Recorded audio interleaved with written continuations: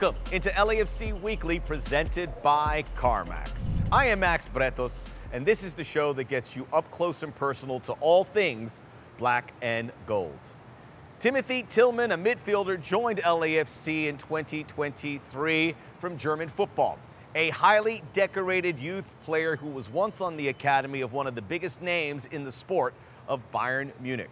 Now he comes to Major League Soccer for his next challenge, and he has a very bright future, including recently swearing allegiance to the United States. Having an American father, he could make the U.S. men's national team. We certainly wish for the best in the months and years ahead. In the meantime, get to know Timothy Tillman in this week's Player Profile, presented by Rockstar. I'm Timothy Tillman, midfielder for LAFC from Nuremberg, Germany.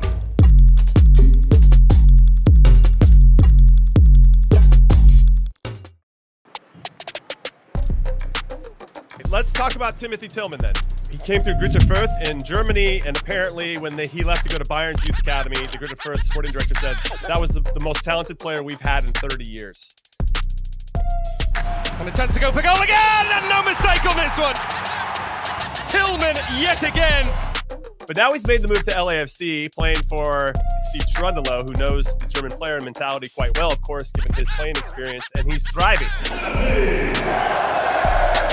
Just happy to be here, happy to join the LAFC family and enjoy the time here.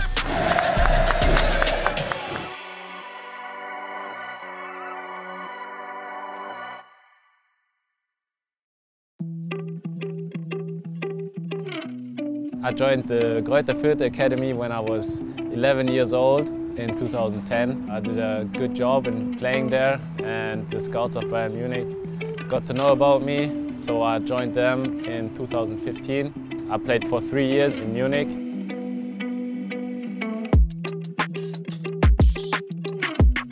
After that, I got on loan for 1 year to the Bundesliga club Nuremberg in that season.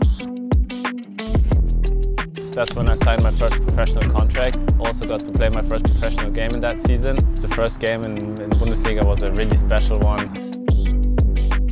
I was so happy and just glad to make it to that point, but of course I still wanted to improve myself. I kept working. Now we're here to work.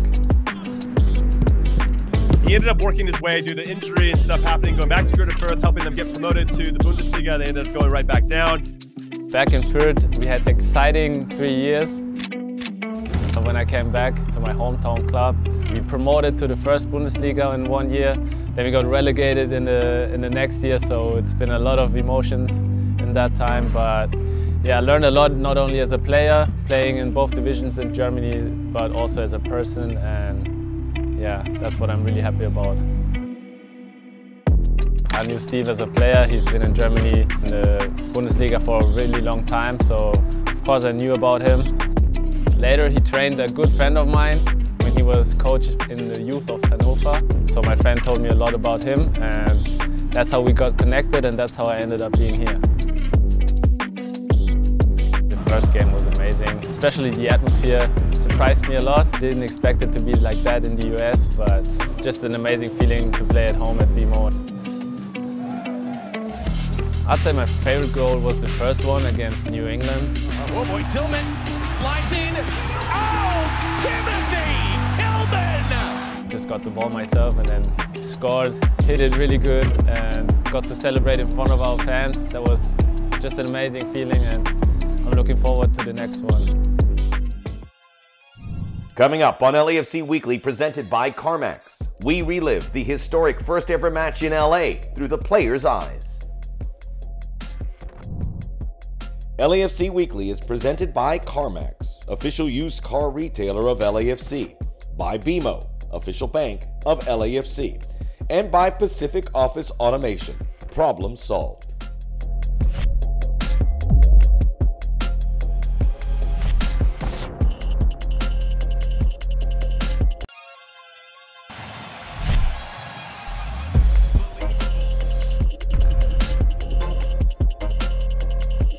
Welcome back to LAFC Weekly, presented by CarMax. April 29th, 2018, that's when we opened up this building for actual action as LAFC took on the Seattle Sounders. Everyone remembers where they were that day. I was somewhere there in Founders walking aimlessly, and then I got to see the incredible free kick by Laurent Simon to win the game. So everyone had a good view of it. However, nobody had a better view than backup goalkeeper Charlie Lyon, if he's watching. Hey, Charlie. We put a GoPro on him, and he gave us first-person perspective of everything that happened on that incredible night. It is our classic club moment, presented by Remitly.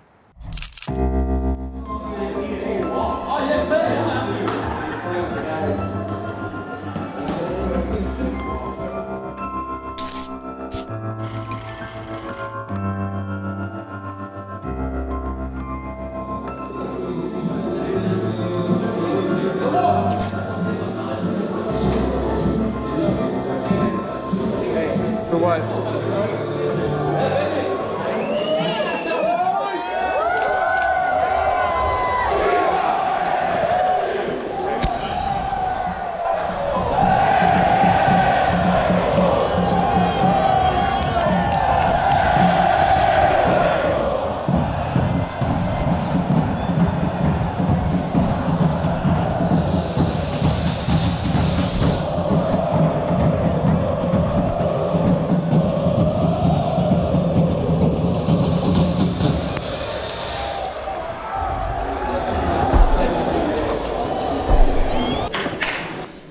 Come on, enjoy this. Take our football, put it out there, come on. We've got something special going. Enjoy every part of today and give everything you have. 1, 2, 3. LAFC! All right, Charlie.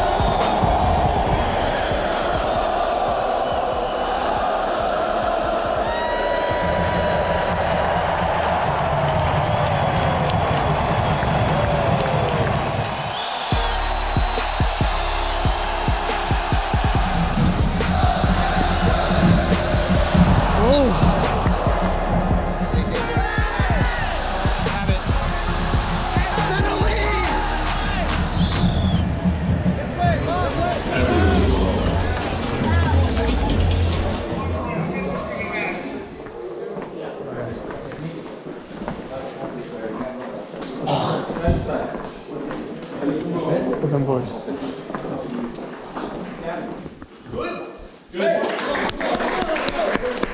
Let me do it again. Come on, keep ourselves going. You do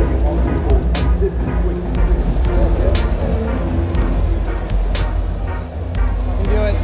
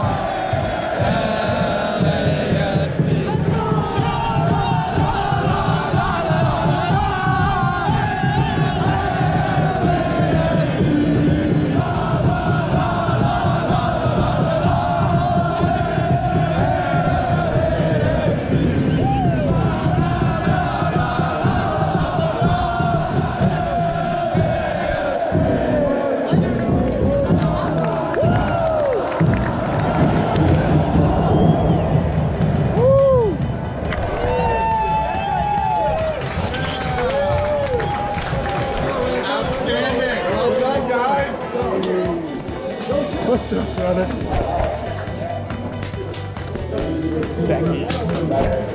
You're my hero. I'm going to name my first kid after you. Come on over here, man. First win in the stadium.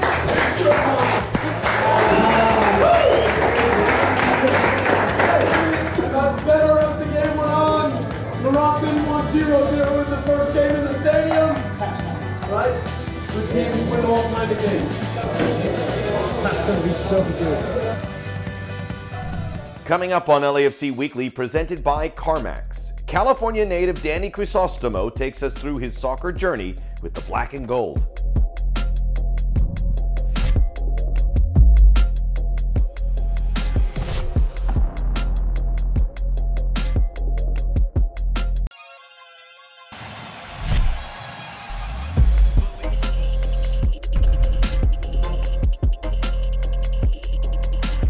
Welcome back to LAFC Weekly, presented by CarMax. Danny Crisostomo has been an LAFC first team player. In 2023, though, he has been a liaison between the first team and LAFC 2, helping the kids get on their feet, including on a famous night in the US Open Cup versus Monterey Bay. Danny's a local kid from Southern California and is a dual national, and has recently been approached by Peru, the land of his fathers, to represent them on the international stage. Pretty incredible revival when you think that Danny almost put aside his pursuit of a professional career. He joined us on our Inside LAFC podcast. This is the LAFC 2 Report, presented by Kaiser Permanente.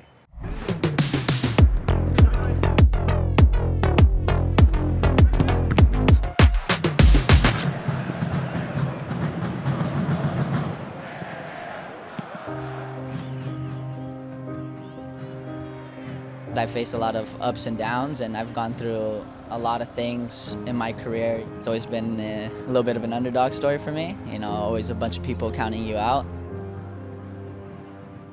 But it's not like I feel that here. Now it's more of, I know they trust me. We have a great group.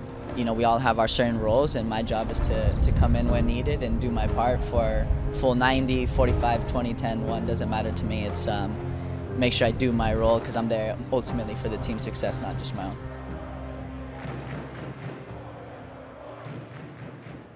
This sport, football, is such a team game.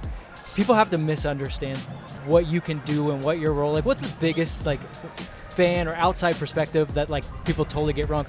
Yeah, exactly. I mean, you get a lot of people that say you know, why don't you just do the same thing you did in college? And it's not like that. You know, the higher you go, the level's always going to be better. You know what I mean? And they think that you can stay being the same player and get away with maybe the same things you could before, and it's not.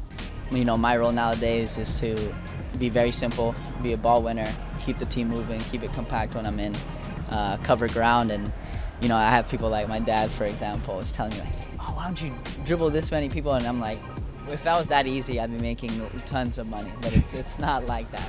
You take on a different role at a higher level. Right. And especially with the players that we have on the field, you know, you don't need to do as much anymore, maybe as you used to, because you have great players all around you that are doing their part as well, which makes your life easier. Mm-hmm. So the way we clarify that is just everyone do your role. You know, don't do too much, and when it's your moment to maybe add a little something special, then take advantage of those moments. I want to touch back to the U.S. Open Cup, because you're on the field there at Monterey Bay. Is that something you reflect on and say that was a good day? Yeah, look, I mean, at that point we had a lot of league games, we had a CONCACAF going on, so we made a decision as a club to pretty much start with a younger group, and we did an excellent job. We knew it wasn't going to be easy. We've never played with each other. You know, a young group going against USL guys that are bigger, older, more experienced.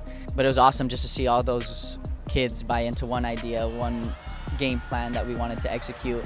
We got the early goal, and then we got crushed by a last-minute equalizer. And then you could see at overtime we knew we were gonna keep going, and we did. And it was just awesome to see those young guys have that much character in a big game like that for them. 5-4, here it comes, the shot, save, it's over! Got the perfect save, man!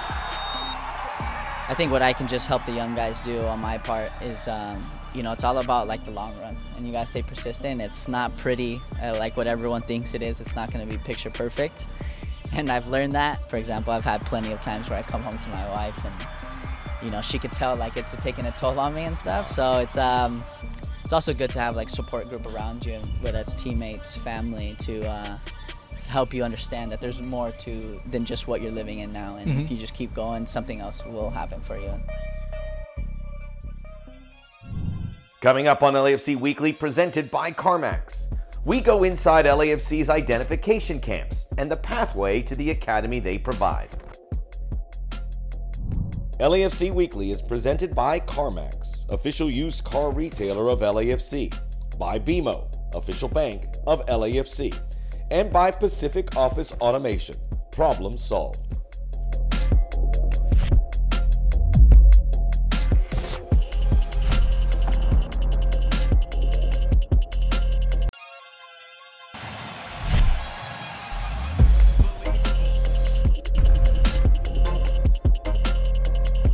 Welcome back to LAFC Weekly, presented by CarMax. Before you can play for the LAFC first team or LAFC 2 or the academy, you have to be discovered. And that's one of the big questions that faces American soccer. Where can we find the talent, and how do kids not slip through the cracks? We all know that Los Angeles and SoCal is flooded with great soccer talent. The question is finding it, and thanks to LAFC, there is a wider net in that process. We joined LAFC in one of their identification camps to see where the next great player might come from. This is the Academy Report, presented by Stater Brothers.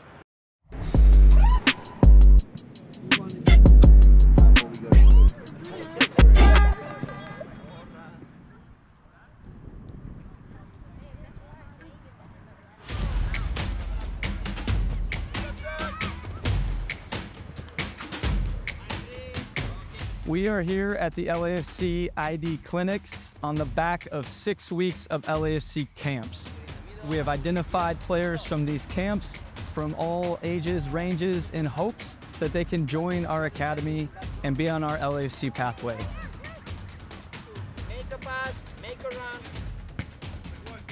These camps are important for a number of reasons. One is the connection with the community, being able to go throughout Southern California, the greater part of LA, and connect with different fan bases, different backgrounds, ethnicities, and different areas where you find talent. Todd Saldana and his staff bring in a great amount of players, but this gives us an even wider range in doing it through our LAFC camps.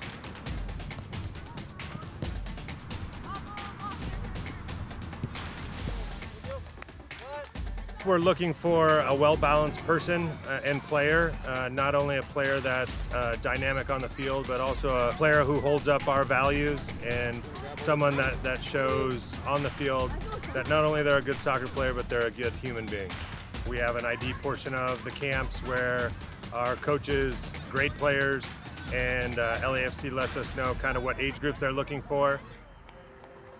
This type of recruiting is very different than what Todd Saldana and the academy staff has done in the past.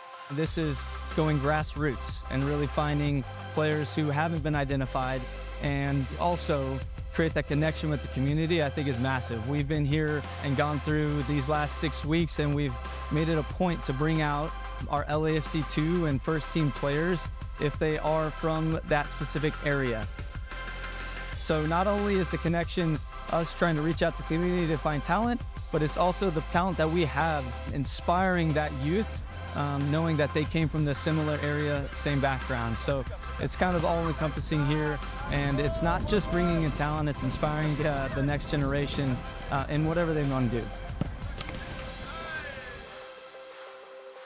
That's all the time we have for LAFC Weekly, presented by CarMax. Make sure you check out the black and gold. A lot of big games coming up over the next few weeks as they prepare for the exciting conclusion of the 2023 season. Until then, we'll see you next week. I'm Max Bretos. Go black and gold.